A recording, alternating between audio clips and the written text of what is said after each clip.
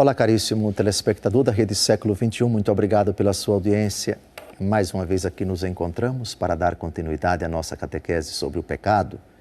Quase 40 programas já dedicamos a esse assunto tão importante que está na terceira grande parte do Catecismo da Igreja Católica, o agir segundo o Espírito Santo.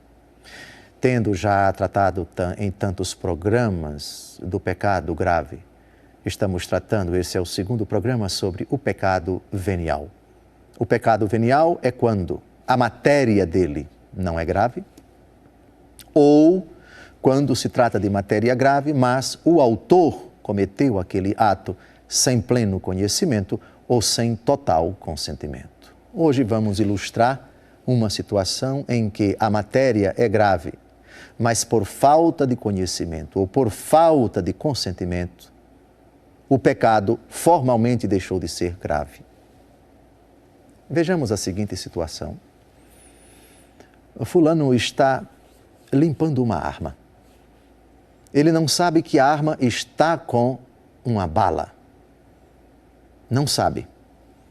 Nem sabe que atrás daquele recinto onde ele se encontra existe uma parede que não é de pedra, mas é de um material bem leve, é de plástico, por exemplo. E atrás tem uma pessoa.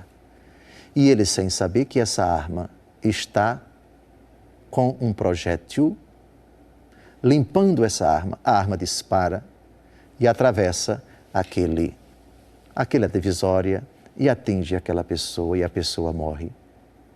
Tirar a vida de um ser humano inocente, obviamente isso é matéria grave.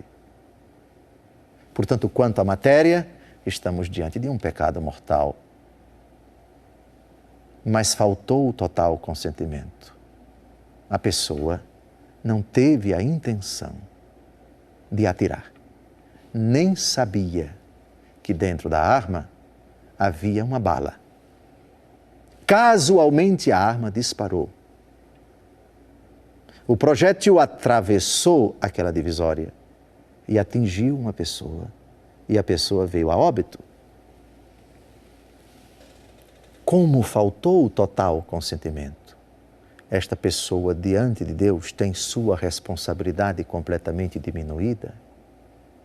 Sim, é verdade, foi uma tragédia, foi uma fatalidade, mas aqui Deus sabe, e a própria pessoa também sabe, mas principalmente Deus sabe, que o que aconteceu foi uma fatalidade.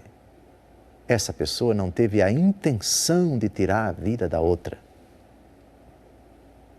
Um exemplo daquilo que está no parágrafo 1862 do Catecismo da Igreja Católica.